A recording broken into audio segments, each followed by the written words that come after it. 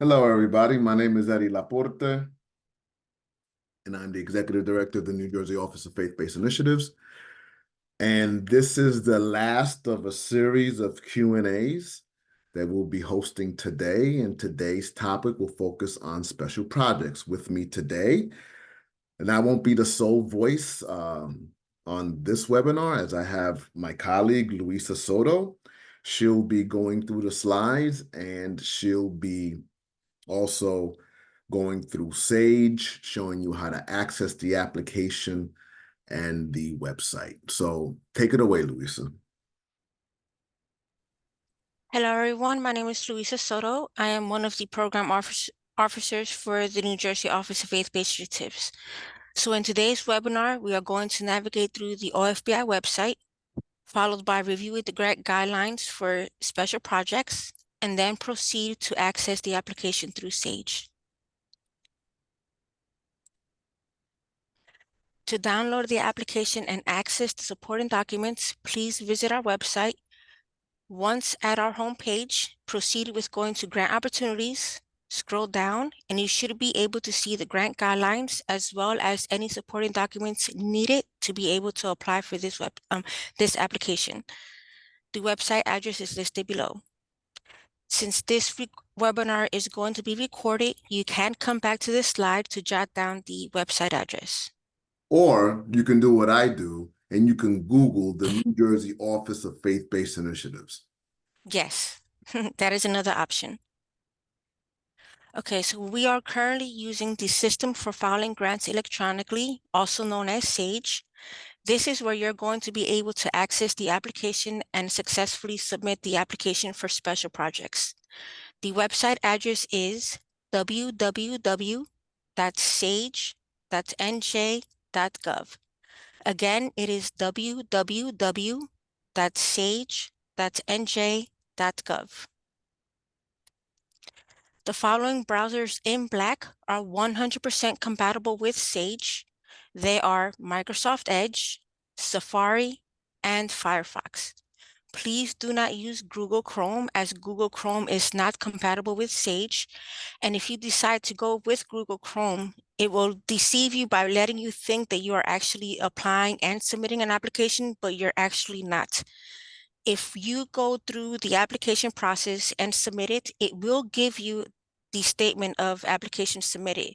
But when we see the application status to us will be application in process, which means you did not apply and submit for a 2025 application for special projects. So with that being said, once again, please only use the compatible browsers, which are Microsoft Edge, Safari, and Firefox. Once again, do not use Google Chrome, as Google Chrome is not compatible in any way, shape, or form with Sage. Remember to always hit the save button in Sage, as Sage does not automatically save any of your information through the application process. Please make sure to not hit the back buttons, as it will delete any information you have entered within the application. If you have any questions, please contact the following individuals in this slide. The individuals are Edward Laporte, Executive Director, myself, Luisa Soto, Program Officer, and Zainab Syed, who is also a Program Officer. Our telephone numbers and email addresses are listed below our names. Once again, this webinar will be recorded, so you can come here at any time to retain any of the information you need. So please make sure to download the grant guidelines and follow along. Now let's go live. Eddie, please proceed. Okay, thanks, Luisa. Luisa, you see my screen, the OFBI website? Yes, I see it. Great. All right, so what I'm going to do is I'm going to navigate our website and have it recorded, because it is December 14th at 11:05, and there's going to be one or two organizations that are going to wait until probably the day of to figure out if they can submit their application, and they're going to go crazy and not understand where to go. So go to get to the grant guidelines and supporting documents, Google the New Jersey Office of Faith-Based Initiatives, and it'll take you to our homepage. When you get to the homepage, There's a couple, you can access our grant opportunities by clicking the button on the top, and you can also access our educational webinars, which this is one of them, by clicking webinars. You can also scroll down to the bottom under spotlights and click grant opportunities. Now, if you look to the right under resources, you'll see what's called Instant Connect. Now, this is a free email service that adds you to our email distribution, where we share funding and other resource opportunities with all of the organizations that want that information. So to get on our mailing list, just click Instant Connect, fill out this form, submit it, and you'll be able to receive our funding opportunities, resource opportunities, free training opportunities, and other information of that ilk. All right, so under spotlights, you click grant opportunities. And so you'll scroll down and you'll see under grant opportunity, these blue links represent a particular grant opportunity. Today, we're going to be talking about special projects. And I'm going to scroll down, and this is our schedule of webinars. This is the last webinar here. Special projects is the only one that starts at 11 o'clock. There are some supporting documents that you're going to have to upload. The board resolution, which when you click this link, this is the board resolution. It's a fillable PDF. Now, like I said, it's December 14th. This application is not due to February 23rd, 2024. You have a lot of time to get your board together or your subcommittee, executive committee, to sign this, fill it out, and upload it. All right. The other document that you're going to have to upload is the logic model. Which is this one here. Let me say this about the logic model. Organizations, the peer reviewers, organizations forget to upload the logic model. I guess they think that it's not important. Organizations fill in the logic model that doesn't align with the budget or the program design or the goals and objectives or the impact. And peer reviewers really take off a lot of points for the logic model being incorrectly completed. And so we're going to talk about that in a few. If you scroll further down, congressional legislative districts, in the application, we ask you for your congressional district. So when you click this link, it'll take you to this page. And when you get to this page, which is the New Jersey Congressional Redistrict Commission, you click New Jersey Congressional District 2022-2031, and this map shows up. Right? So all you need to do is find your county and see what large number, black number, is associated within your county, and that's your congressional district. If you click legislative district, this page opens up, New Jersey Legislature, and you find your county and make sure that your municipality is under that particular district. Some municipalities are in multiple districts, and you've put the right information there. All right. The Division of Consumer Affairs. So there is no ceiling, budget ceiling, to apply for a grant from the Office of Faith-Based Initiatives, except for Project Atlas. But for special project, there is no ceiling. However, we're going to ask you for 5 pieces of information, and one of those pieces is your Division of Consumer Affairs charity registration number. And it is our experience that many organizations' charity registration number is non-compliant. And so in order for us to contract with you, you need to become compliant. So when I talk about the webinars and what they teach you, and your charity registration is not compliant, well, you need to come to our webpage, click DCA portal filings, and step-by-step instructions on how to become compliant. If there's issues, there's a hotline there, 973-504-6215. Don't call us, because we have nothing to do with charities. You need to call them directly. All right. If you scroll up, you'll also see a button for webinars, but if you scroll down, you'll see this navigation bar and you'll click webinars. Clicking the webinar button brings you to our webinars page. If you've never applied to the New Jersey Department of State Blue Sage, I don't care about green sage, I don't care about red sage, I don't care about yellow sage, Blue Sage. The first thing you need to do in order to access the online application is you need to watch this webinar. It's an 8-minute webinar on how to register on Sage. And so there's only one person in the Department of State that gives you authorization to access Sage. And I say this all the time. It's December 14th at 1:10 p.m. I mean, 11:10 a.m. That person is allowed to go on vacation. That person is allowed to take time off. That person is allowed to have a sick day. That person is allowed to not be thinking about you having to register to apply for this grant. It's your responsibility to register into Sage in order to get the application. It takes about 5 business days for you to, it takes like 5 minutes to register, but it takes about 5 business days to get authorization. So if you do it today and you get access next week, it's fine. You're not going to panic. Some of you are going to wait until the day of, and I'm going to be like, I can't expedite that. Some of you are going to wait until the week of, and I'm saying, I can't guarantee that you're going to get in. So I think what you want to do is register as soon as, if you're already registered, you don't have to register again. But if you're new, you need to register. The second webinar that you want to watch is Step 1 Organizational Information. So there's 5 documents, 5 pieces of information that organizations must have in order to do business with the state of New Jersey. Not just the Department of State, but any granting department in the state of New Jersey. That's your charity registration number, your division of revenue number, and proof that that number and that charity number is valid, your 501c3 determination letter, your certificate of incorporation, and certificate of standing. Now, it's December, I'm going to say this a lot. It's December 14th, 11:12 a.m. You've got a lot of time to get those documents, right?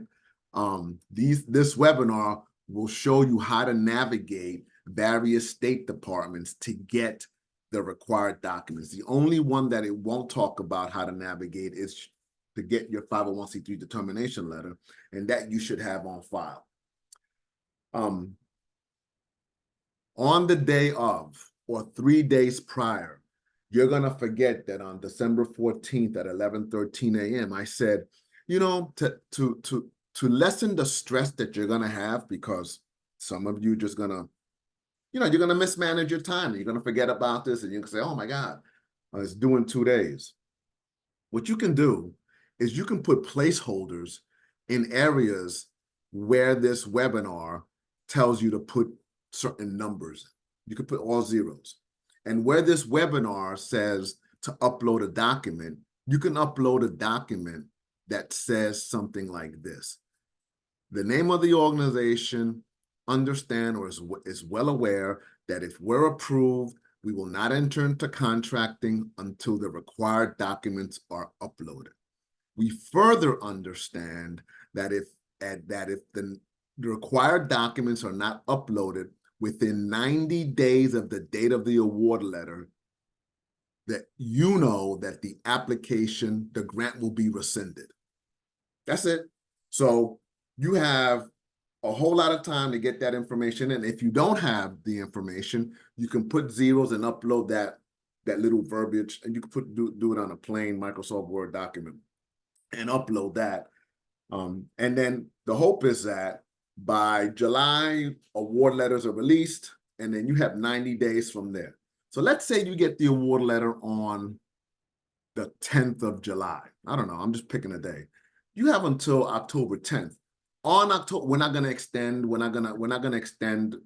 on October 10th. If those documents are not uploaded and compliant, the grant award will be rescinded. It will be reallocated to another organization in line, and you will get a denial letter.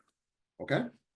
If you scroll further down, you'll see this webinar called Introduction to Logic Model. Now, remember, I said that this logic model, a lot of organizations have a hard time uploading this, and many organizations have a hard time making sure that the logic model aligns with the application and the budget. So this webinar, I don't know, it's about 15 minutes long. You should, or whoever's writing this grant, or who's ever responsible for the logic model and however team makeup you have to write this application, should watch this webinar. right? So that you'll have a basic understanding of what we want and how we want it submitted. All right. What else is there? The previous 4 webinars will be downloaded and will be accessible here. The first one is Freedom School Planning Grants, and then it'll be Seed, and then it'll be Social Innovation, and it'll be this one, and then Project Atlas will be in there as well. So by next week, all the webinars will be available. Okay, so let's go back to the grant opportunities. Now I'm going to talk about the grant guidelines. So you come down, access our grant page, click Special Projects, and this application pops up.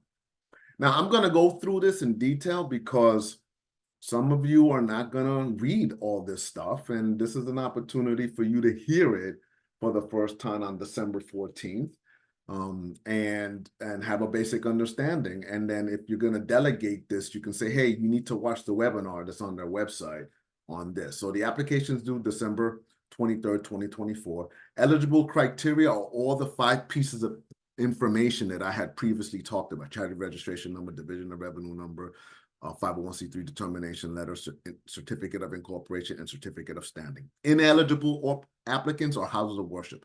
We don't fund churches, mosques, temples, synagogues. We just don't. Colleges, universities are off as well, are ineligible. Public schools, charter schools, or private schools. Now, you got to keep this in mind. On the footer will date the most current grant guideline. So this is the most current grant guideline. So for special projects, if you have a special projects grant guidelines that's dated 10/30/23, don't use that one because it's been revised since then. All right.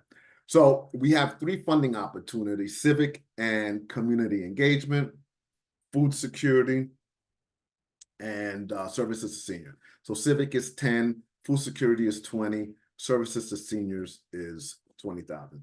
And then this is a brief of what each of those are. Now you can only apply for one of these opportunities. You can only apply for one of these opportunities. So you can apply for special projects, one of these 3. You can apply for social innovation, one of those categories. You can apply for Freedom School Planning Grant if you have the bandwidth internally to do that, and you can apply for our seed application. So there's a potential opportunity to apply for 4 applications, and each application is read on its merit. It's not read on how many applications that the organization submit. So civic and community engagement is designed to support organizations whose mission is to educate community residents on how to effectively work with community groups in addressing stuff like, helping youth identify an issue in the community and educating them on why it's important. For example, if you want to take an environmental approach and you want to clean up a park, then you can do a number of cleanup sessions with the kids and even young adults to teach them about that. You can talk about census participation. You can campaign to meet with locally elected officials, participate in the city council meetings, have questions, identify an issue in the community that the community or wants addressed, and then educate them on how to communicate with local local public officials and or state public officials to try to address that. It doesn't always have to be, it's not always about voting, right? It could be about community organizing. How do you organize community members to identify a particular issue and advocate on their behalf, right? And so those are some of the topics that you can focus on. Food security is really about improving access to food insecurity, right? So you want to reduce food insecurity by providing access to food security. And, these grants, by the way, are not standalone grants.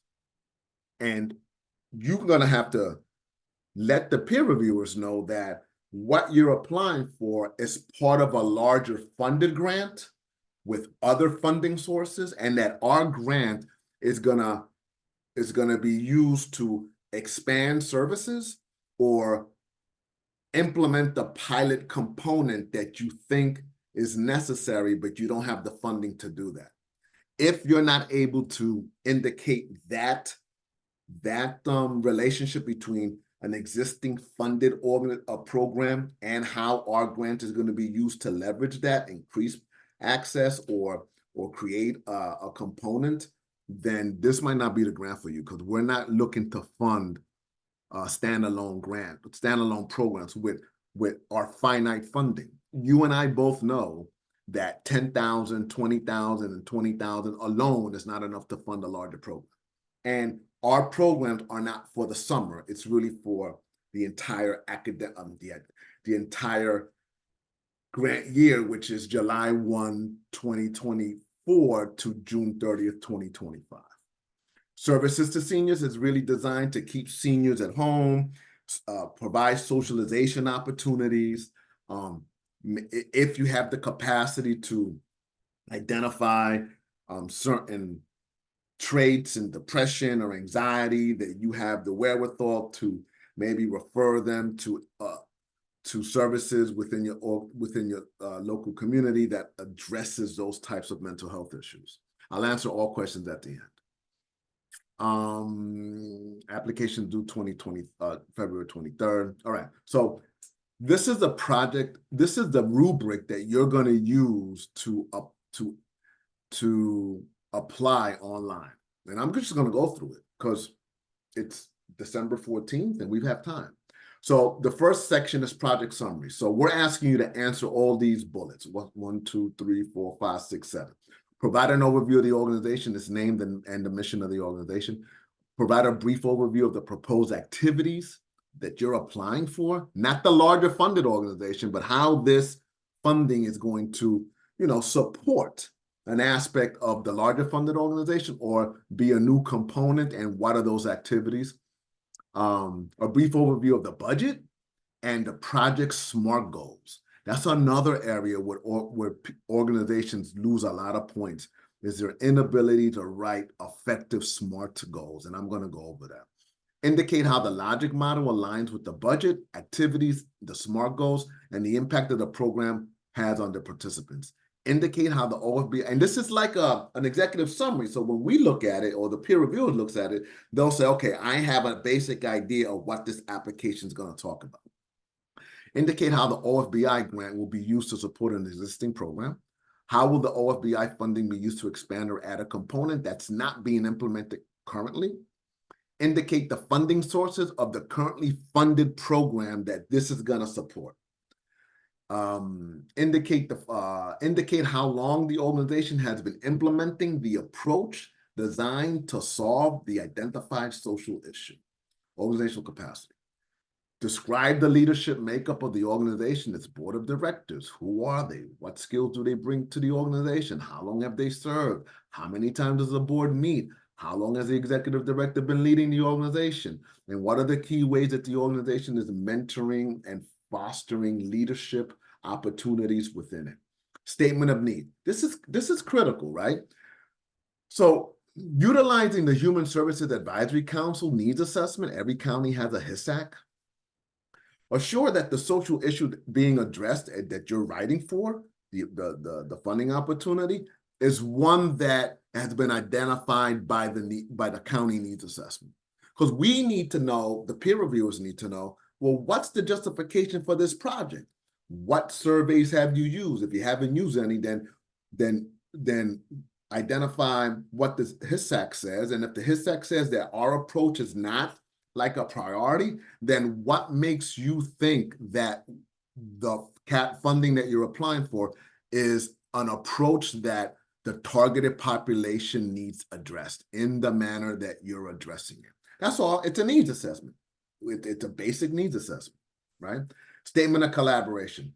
Identify 3 collaborating partners, and how will the partnership support the organization's ability to implement the project designed to solve the identified social issues. So if you have a larger already funded program and you have partners already identified for that, then you'll just need to upload those support letters. That's all. Project design. Provide a detailed description of the project. Include the time frames. When will the program operate? What will it operate from? The reader should have a full understanding of the step-by-step account of what a client will go through in order to maximize program benefit. So it's really about what is the design of the project. Target population, this is pretty self-explanatory. Where do they live? What are their ages? What is their income level, educational status, single individual, families, or both? What percentage are employed or underemployed? SMART goals. So SMART goals are specific, measurable, achievable, relevant, and time-bound. I even went into defining what specific means, what measurable means, what achievable means, what relevant means, and what time-bound. So it's December 14th, so you can really take your time and really get into this stuff, right? And then I've also taken the opportunity to write an example, so you'll understand. So, back in the day when I was coming through, it was goals was a broad statement, and the objectives were measurable and achievable and time bound. So what SMART goals does is combine both into one statement. So an example of a SMART goal is 80% of students who attend the out-of-school time program regularly will demonstrate an increase in math skills by the end of the fall semester as measured by pre and post program assessment scores. That's it. That's a SMART goal. So depending on how many goals you have, if you have 3 or 4 goals, then you're going to have to you're going to have to reword them to become SMART goals. We've even gone far enough to upload and do research to give you articles and case studies and examples of how to write SMART goals. This is another area where peer reviewers are just, they're tough when it comes to the SMART goals. So you want to be able to write really good SMART goals. Evaluation, indicate how you will measure whether and to what extent the program's success has been achieved. You'll have to, for the budget, complete all the pages, all the budget forms in Sage. Now, these expenditures are stuff that we think that you should think about. $2,000 of grant funds can be used for the purchase of technology. You don't have to use the whole $2,000, just up to it. $1,500 of the grant can be used for administrative costs. Now, what are administrative costs? So administrative costs are costs that you have not, that have not yet been realized. So it gives you the financial flexibility or slack to be able to say, we got a budget and we forgot to budget for this, and we don't have enough money in our discretionary account to be able to support this expenditure. Well, you have $1,500 to do that sort of stuff. So it gives you that flexibility. $1,000 for staff development. I come from the nonprofit world, and I've been fortunate to be led by really enterprising nonprofit leaders who didn't pay well, but invested in me by sending me to workshop conferences and allowed me to then bring back those theoretical concepts and practice implementing it in my little domain so that I can bring a value add to the organization. And so I think it's very important to have that in place. Listen, it's hard. I have staff, and I say you've got to upskill yourself, because my job is not to have you work for me for the next 20 years or 10 years or even 5 years. My job is to upskill you and get you to a place where you have a better opportunity to get a better position at a better organization, at another organization for more money. That's the mark of a leader. And one of the ways you do that is by upskilling your staff. And then up to 85% of the grant can be used for personnel, up to. Now, under required appendices, you'll have to upload your board resolution, and you're going to have to upload your previous year's executed 990 EZ. Why do we ask for that? Well, here's why. If your agency budget is under $10,000, you don't have to register for your charity registration number. But we need proof that your agency budget, the income that it's brought in, is under $10,000. So that's why we're asking you for the 990 EZ for those organizations whose budget is under $10,000. Now, if your budget is above $10,000, you don't have to upload the 990EZ. Okay, so let me repeat that again. If your budget is under $10,000, you don't have to register for your charity registration number, but we need proof that the income, the total income, grants, donations that the organization has brought in is under $10,000. And the 990EZ is an itemized form that tells us, and we can see, yeah, their overall budget was $6,500. So yeah, you don't have to register for a charity registration number. And then we can move through that process a lot quicker. For under appendices, you have to upload your logic model and you have to upload 3 letters of support. Then if you scroll even further down on the post-award requirements, and I put it in red so that everybody can see it, once grantees receive their award letter, grantees have 90 days from the date of the letter to upload all required documents in Sage. If required documents are not uploaded within 90 days of receiving their award letter, funding will be rescinded. So remember when earlier in the webinar, I said that you can insert placeholders and upload a document that sounds something like this? Well, you can copy and paste that and work the verbiage a little bit to sound like what I said, right? All right. All right, so that's the grant guidelines, and I went through them. And now what we're gonna do is Louisa will walk us through the Sage system on accessing the application, creating the application, and submitting the application. So take it away, Louisa. Okay, thank you, Eddie. Are you able to see the Sage system? Yep, you're good to go. Okay, good. Okay, so I'm going to be using the testing site for Sage, while you will be using the Sage website, which is www.sage.nj.gov. So before we log in, let's say you have already received access to your username and password, for Sage, and you are already an existing Sage user and forgot to have, well, actually you forgot your username or password, you can simply click the forgot username and password, and it will send you to this screenshot right here. You will need to have your username and your email address. Please note that the email address is the one that you registered with. If you put any other email address here, you will not receive any information to allow you to properly reset your information for the password or username. Once you enter the username and email address, please click this option below, and it will provide an email for you where you will be prompted to instructions on how to go about resetting your username and or password. So let's go back to the system login and proceed with accessing the application. Hold on, Louisa. So when you get your temporary password, oh yes, it's going to be random letters and numbers. You cannot copy and paste it and place it under password. You're going to have to insert each character individually. Then you click login, and then it'll take you to a window where you will then insert your new password, and then you'll get access to Sage. Go ahead. Okay, so today we are going to use a fictitious username and password.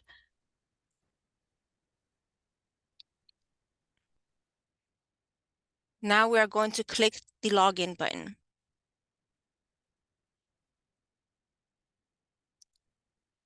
So now that we are on the main page, you're going to see this section right here that is going to welcome you. And then you are going to see this box right here. Your box will be empty, so you do not have to worry about this. This is only because we are using this as a testing site. So what you're going to do is scroll down, and you're going to go to View Available Opportunities and click the View Opportunities button. From there, you will complete this section here. You will select the drop-down button and expand and select the New Jersey Sage DOS. Then you will go to Document Instance, enter in Special Projects, and then click the Filter button. You are not going to see any of this as this is the testing site. What you will see is the OFBI Special Projects 2025 for your agency name. You will now click the Apply button, Apply Now button. From there, you will go to this screen that states agreement. The first link that you see here is the New Jersey Department of State General Funding Guidelines. This is an overview of the general funding guidelines for the Department of State. The second link will direct you to our website, where you will be able to go to the Grant Opportunities tab and then go to our grant guidelines from there. Once you've reviewed all of this and you're comfortable, you will then click the I agree button.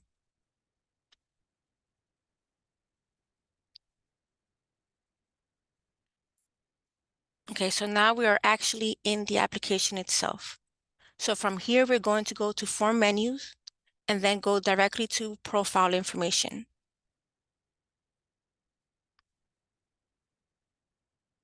As Eddie has stated before, you are going to complete the profile information by using the webinar in our webinars page.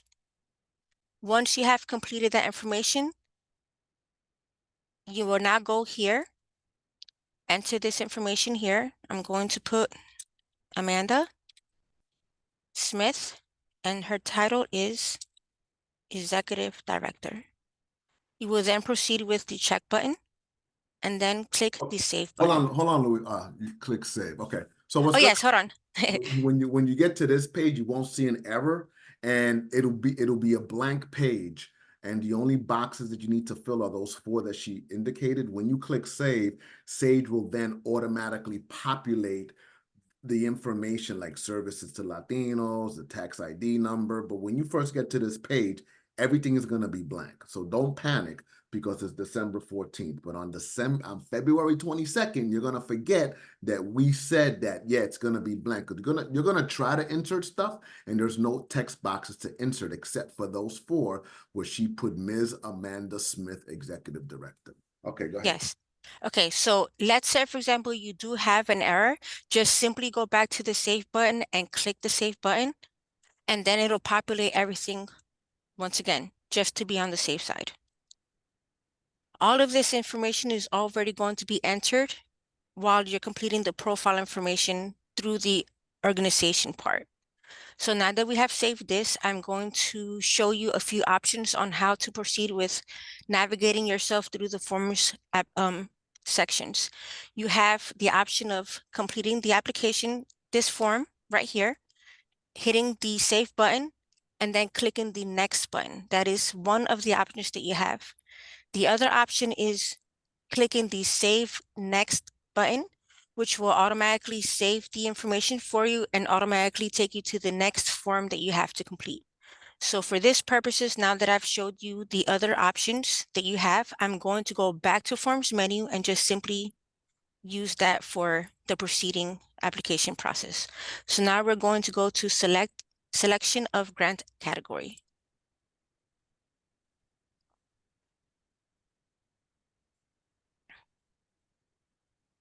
So Sage is taking pretty good time to be able to save everything. So from here, you're going to enter the name of the project or program that you're going to be operating. We're going to put special projects. And we're going to select the grant category, civic and community engagement. We're then going to proceed with clicking the save button.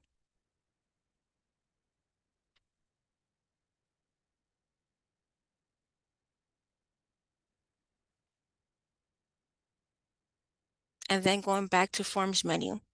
We are now going to go to the organization contact information.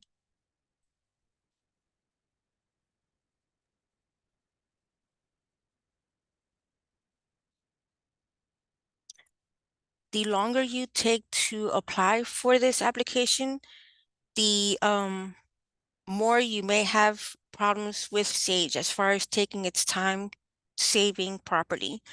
Okay, so from here, you're going to scroll down and you're going to enter the information for authorizing official, project director, chief financial officer. Please make sure that you are using current staff employees and that you are entering the correct information here, as this is what we're going to use to be able to contact you throughout the fiscal year. So let's move along and enter this information. So we're going to go with Samantha Smith. And she is going to be at Mount School. Let me see. Organization. I'm going to be very basic in answering these information. So since we are based off of Trenton, New Jersey, I'm going to use our address. This is 33 West State Street. We are located in Trenton, New Jersey.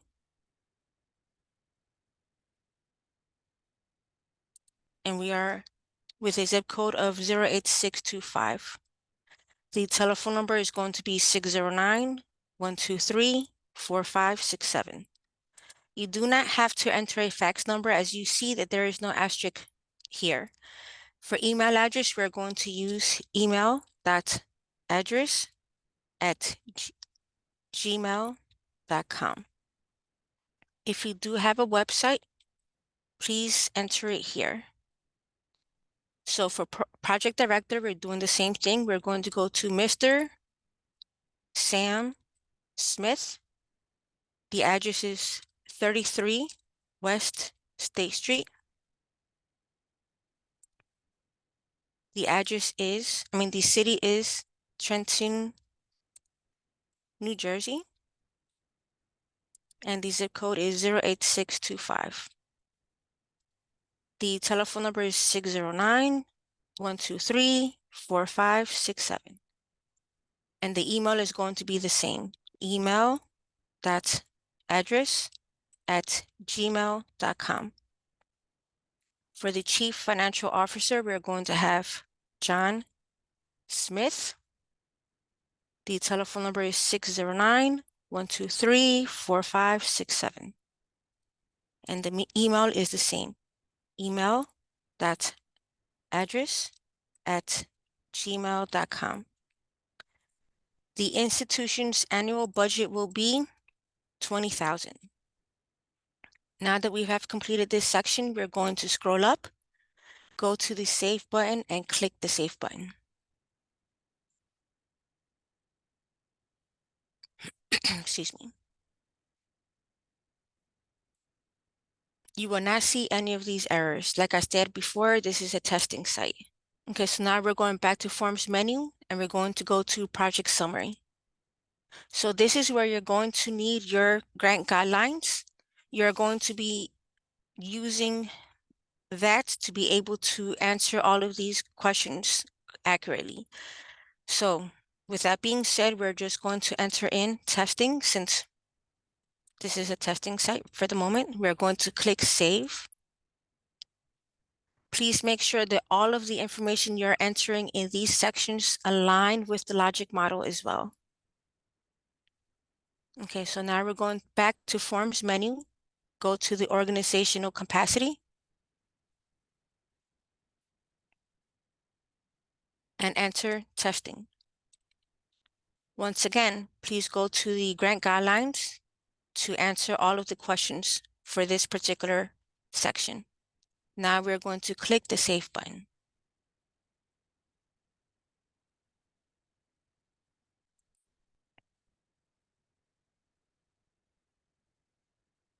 Okay, so we're going to go back to Forms menu, go to the Statement of Need, and do the same thing. We're going to go here, enter the information, and then click the Save button. As you notice, in each of these pages, there is no information telling you what to put in the text boxes. So it's At really all. critical. It's really critical to have your grant guidelines available. Yes, and as I've stated before, please make sure that the information you are entering in here aligns with the information that you did put in the logic model. So let's go back to the Forms menu, go to the Statement of Collaboration. In here, you're going to enter all three Statement of Collaborations, and you're going to give a brief description right here. So we're going to go Collaboration 1, Testing, click the save button. And as I've stated before, we're going to have to do this 2 more times. So with that being said, we're going to go to the add button and click the add button. Here, we're going to enter the second collaboration, and we're going to enter the information provided for that collaboration. And then we're going to hit the save button. We'll actually click the save button. Tomato, tomato. Okay, so now we're going to click the add button once again.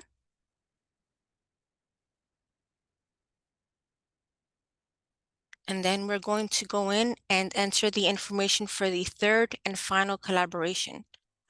Now, just because we are requiring 3 collaborations, you're also welcome to add any additional collaborations if you want. But at the moment, we are only requiring 3 at the moment. So now that we've entered the briefing description, we're going to click the save button.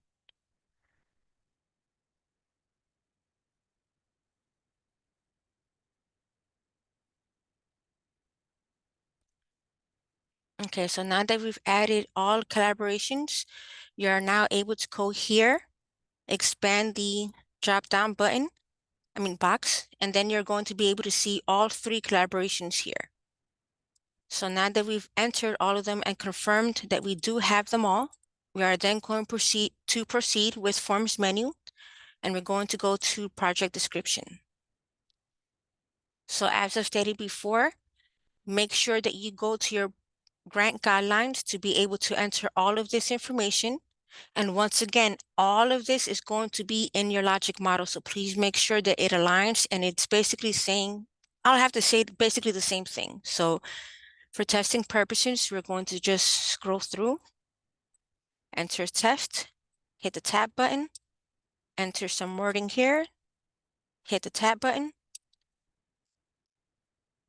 click the tab button one more time to enter some information in evaluation. Now we're going to scroll up and click the save button.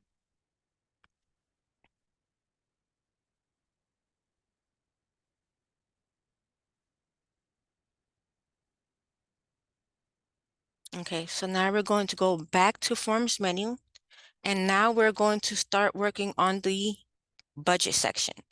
Once again, the budget section will be in your logic model, so please make sure that it aligns with all of the sections in here. So we're going to proceed with personnel expenses.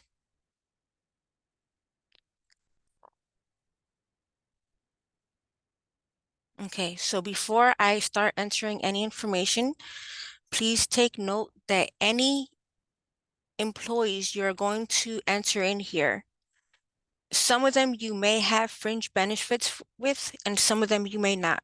So with that being said, you will have to add them onto separate pages. You cannot add them onto the same page. Also, let's say, for example, you're going to add a few employees in here that have the same title position.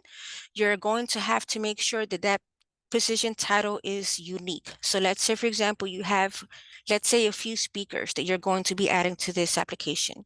Let's say you're going to have speaker number 1, you're going to have speaker number 2, and you're going to have speaker number 3. Right then and there, you were able to provide a unique title for each one, even though you're stating that it is a speaker. So with further ado, let's go in and start entering information.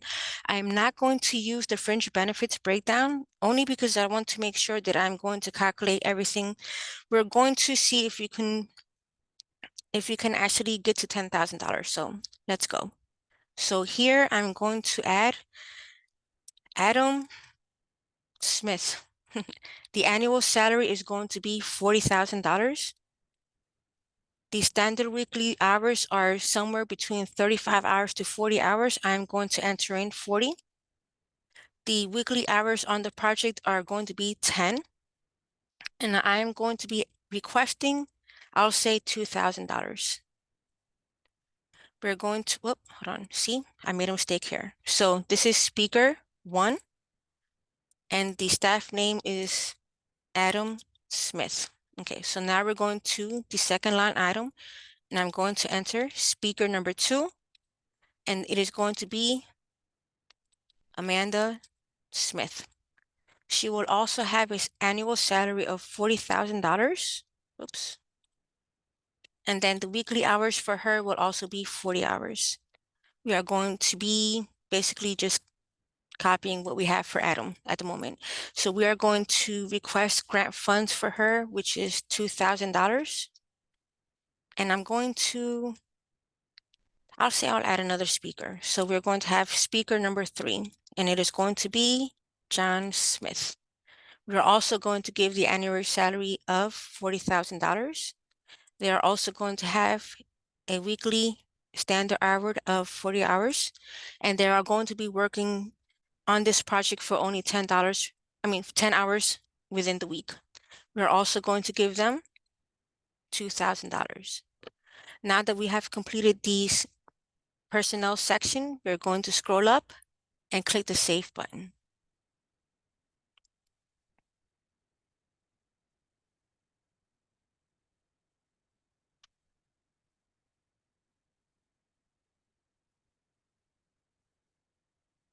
We're now waiting for Sage, okay? So now we're going to scroll down, and at the moment we are seeing that we've already spent $6,000. So now we're going to scroll up, go back to Forms menu, scroll down a little bit, and go to Consultants and Contractors. If you do not have any consultant and contractors, that is fine. You do not have to enter in any information in here. All you have to do is answer this question, which is, do consultant services demonstrate a true employer, non-employee relationship as per IRS regulations? We are going to check off yes. Then we're going to go to the Save button and click the Save button. And that is it. We're not entering anything in for this section.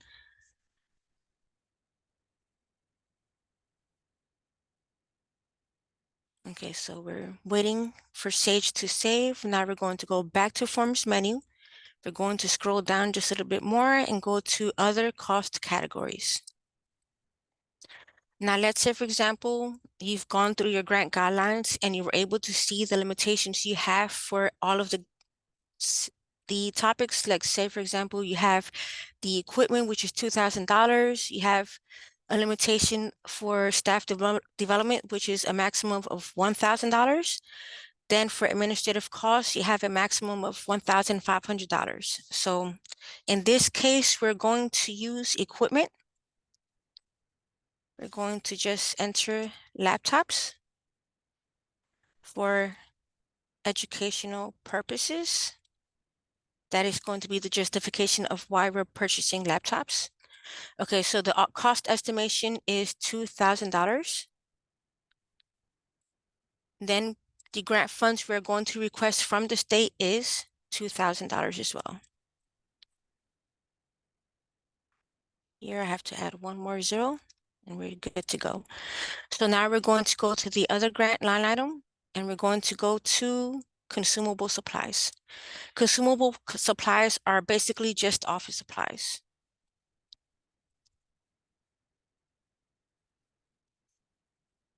And we are going to have a cost estimate of $1,000. We're going to come here and enter $1,000 that we're going to be requesting from the state.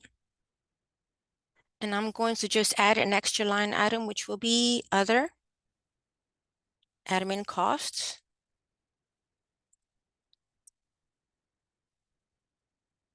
And this one, the maximum is 1,500. So we're going to be requesting 1,500. We're now going to go to the Save button and click the Save button.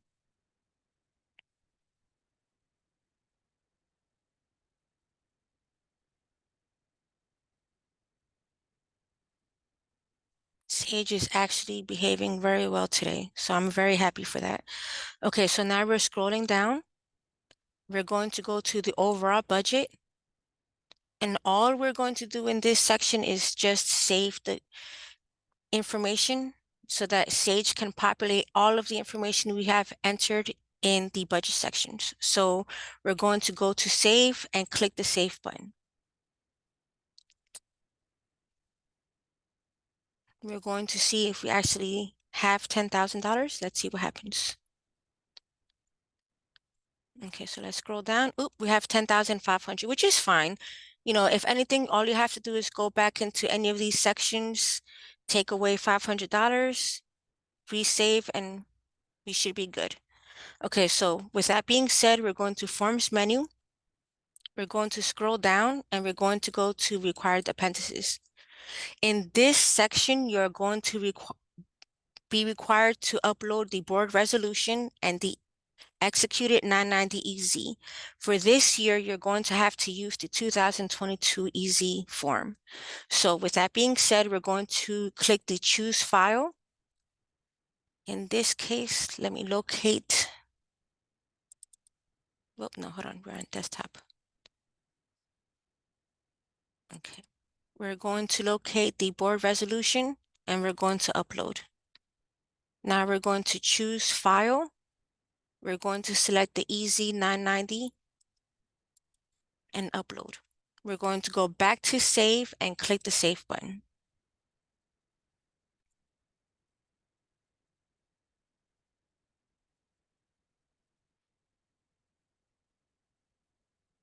Okay, so from here, we're going to go back to Forms menu, scroll down, and go to the last link, which is Appendices.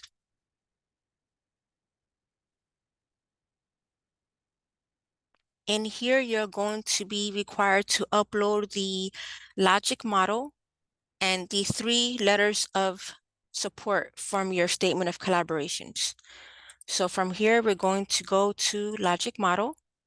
We're going to choose File, and we're going to put Special Project Model and upload.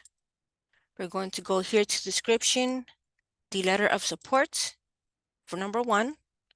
We're going to choose File. We're going to choose the letter of support 1 for the first statement of collaboration. Then we're going to go here, select letter of support number 2, choose File, go to the letter of support 2 and upload. We're going to go here, enter letter of support 3, choose File, and then enter the letter of support 3 and upload. If you have any other information that you would love to share with us, let's say, for example, any newsletters that let us know that you have a wonderful program, or if you have any events that you would like to share with us, this will be your opportunity to upload any information that you think will be able to make your application look even better. So with that being said, we're going to scroll up. We're going to click the Save button.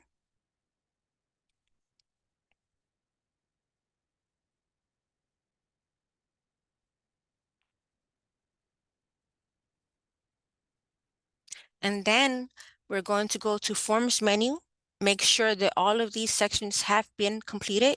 You will see a little pencil that states that we have completed all of these sections. For the statement of collaboration, since we have multiple I guess you can say statements, we are going to see another paper hovering over the other paper. So from what I am seeing, we have completed all of these sections. So now it is safe to say that we're able to now submit the application. So by doing that, we are going to hover over status changes, click the apply status that is under the application submitted. Then we're going to go to the agreement section, click the I agree. Wait for Sage to process.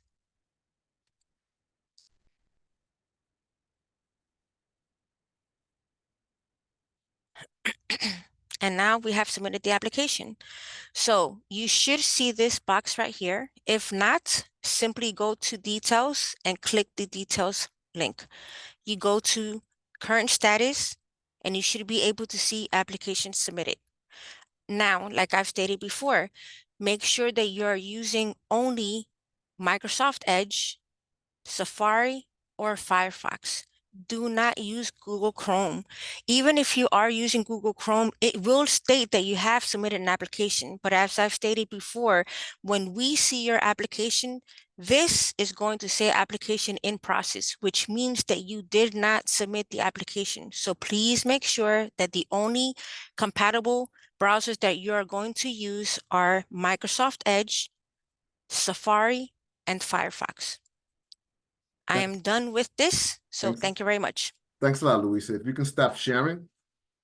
And then what I'll do now is I'll answer some questions. So let's say, all right, first question.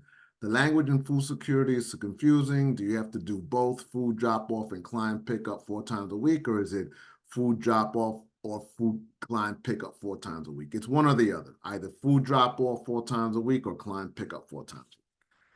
I apologize, I missed this part due to technical difficulties. Can you share examples of civic and community engagement? Sure. So there would be, I mean, so the idea here, so it should be like, you know, local cleanups.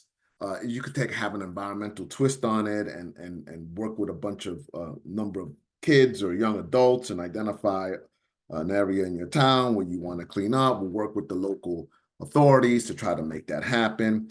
You can participate in writing lawmakers about issues in your community and seeing why you're writing lawmakers, who are the lawmakers, what is their role. You can attend what do they call city council meetings and get a sense of how the local politics body operates. You can do community organizing to try to galvanize the community to better address a particular issue that the community wants addressed. So those are just some examples. All right, Andrea. For seniors, can you define mental health? For example, if you're a program that provides socialization opportunities, does that count as addressing mental health? Yes, it does. And listen, so an organization that's working with seniors, most of the organizations I have visited that work with seniors have a component that helps them identify characteristics of depression or anxiety within their seniors population, and they create plans that help Eddie better deal with those issues. So if you don't have that, then maybe you need to partner with an existing organization that provides that type of service to seniors and help that client get to that service opportunity. So you don't have to provide all the services, but you need to be able to get them to those services. Another idea for seniors is that you can use Uber or Lyft to help them get to their doctor's appointments or help them go grocery shopping. Socialization doesn't necessarily mean in one location, you know, sitting down in a circle, kicking a ball around. It can also mean, hey, you know, let's go grocery shopping. I'll get you an Uber. I'll pick you up in an Uber. We'll go grocery shopping. We'll walk around and we'll have conversations. So it's that sort of stuff. To clarify, the HISAC says there is a need for the civic and community engagement initiative we want to support. Is the need.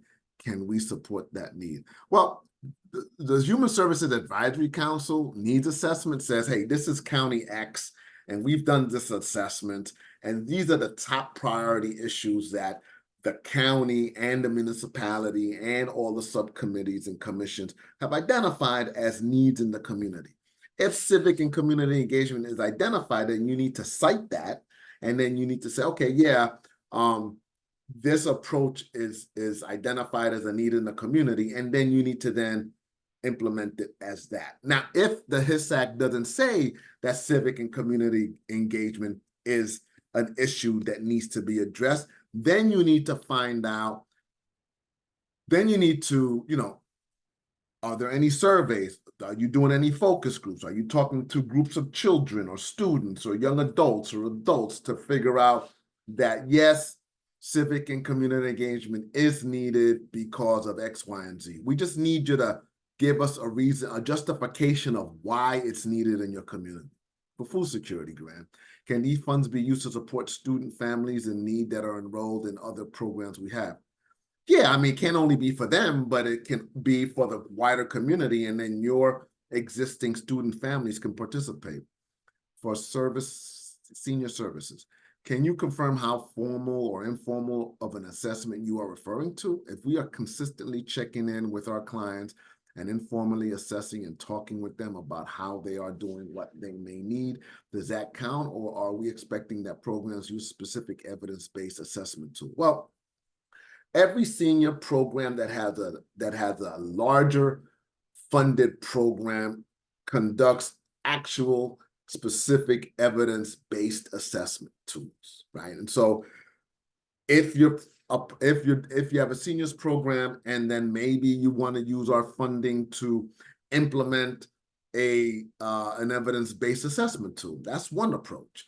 It's hard for you to, especially if you're not trained, to identify depression or anxiety or stress.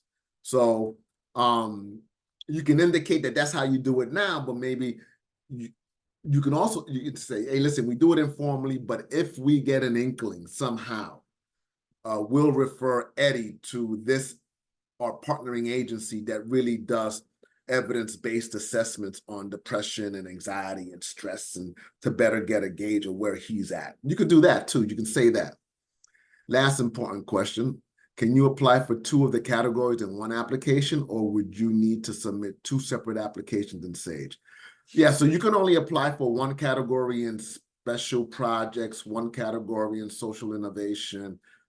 You can apply for 1 category in seed, and then you can apply for the Freedom School pilot planning project. So those are, you have to submit 4 different applications or 2 different applications. What if our charity's registration number is non-compliant at the time of application, but will be compliant by the time of the grant award? Are we still eligible? Yeah. So like I said, if it's non-compliant, you can insert the number and you can follow what the webinar says on how to upload proof. And then you can have that there. Or you can upload a document that reads like something like this. You know, we understand that if we're awarded a grant, that we will not enter into contracting until such time that all required documents are uploaded. And we further understand that if we do not upload all required documents 90 days from the date of the award letter, that we know that our grant will be rescinded. So you have time, Diana. All right, here's another question. Do you have to include an attachment for every line item in other cost category, or only if it's relevant, available? Only if it's relevant and available. I stepped away for a minute. Was there a collaborator function in the application? Yes. Watch the webinar when it's posted on our website. Thank you. What is a typical organization budget for a funded application? How big is probably too big to apply?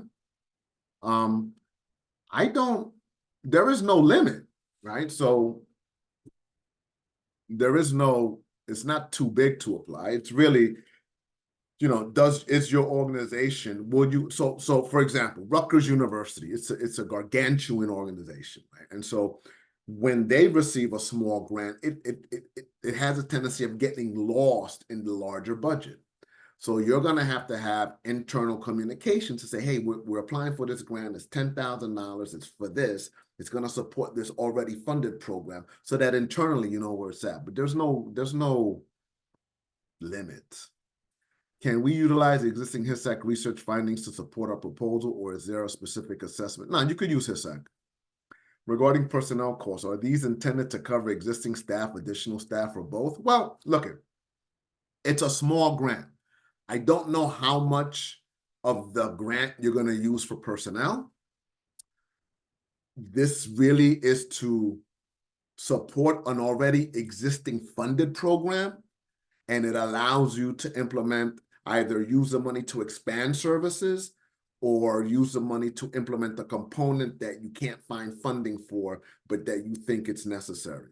So I think internally you're going to have a conversation of, you know, who are we paying? Why are we paying? And does it make sense to pay for staff if we really need to prototype and test this and see if we can utilize existing staff and then use their time to implement this project? But it's not a lot of money to be able to pay personnel. But if you can manage it, then, you know, up to 85% can be used for that. Can we include more than 3 partnerships of our project? Yes. Can we include more than 3 partnerships for our project? Yeah, you can keep adding pages if you wish, and you can keep uploading support letters. What would it be acceptable to incorporate existing data collected through HUD in our existing annual senior survey in our proposal? Yes. So long as the HUD data, so the HUD data would be, it's macro, right? It's national, and then it's state, and then the assumption is that you will go from the macro to the lower macro, which would be the state, and then connect your annual senior survey to that information. If you can't do that, just utilize your annual senior survey, and that'll be enough. Is tutoring considered civic community engagement if tutoring is aimed at underserved or marginalized groups, volunteerism, and empowerment? I don't understand what you mean by tutoring. Is it homework tutoring? Then no. If it's educating them on understanding their civic responsibility, then yes. Okay, disregard last question. I see. Is tutoring considered civic engagement if tutoring is aimed at underserved or marginalized groups and includes volunteerism and empowerment and aligns with civic engagement? I still don't understand that question. So, Simone, you're gonna have to call me. Can we get an example of the progress and financial reporting that will be required? You know what? Let's wait until you get awarded, and then we can have that conversation. All right. I may have missed this. If so, sorry. Are the 3 letters of support required? This looks like a new item. Yes, Katie, it is required. Okay, so I think I answered all the questions. What I'm gonna do is in the chat, I'm gonna insert my cell phone and my email, portbe@sos.nj.gov. And if you guys have any questions, you know, reach out to us. Here's the deal. You have my time and my staff's time. You can take us hostage between now and probably 2 weeks prior to the due date. So I will set up a Zoom meeting. My staff will set up Zoom meetings we're not going to read your application, but we'll answer some basic questions. If you need some clarity on stuff, we'll set up a Zoom meeting and provide that clarity. But the week of the application, or 2 weeks prior to the application, you can't take our time hostage. So you can use it now. We're at your disposal. But 2 weeks prior to the due date, we're not gonna be able to dedicate that much time. So listen, it's been a pleasure. I hope to see your app. Oh, by the way, we don't read the applications. We don't grade the applications. We have independent peer reviewers. And so we go by chronological order, the highest score to the lowest score. And if you're applying for civic and community engagement, your application will be rated amongst civic and community engagement applications only. Same thing for seniors and same things for the food security. And so, you know, if you get awarded, that's great. But if you get a denial letter and we're supposed to meet for lunch, I'm expecting to still meet for lunch. All right, everybody, enjoy. If we don't talk between now and the holidays and the New Year's, have a great holiday and have a happy New Year. Take care. Bye-bye.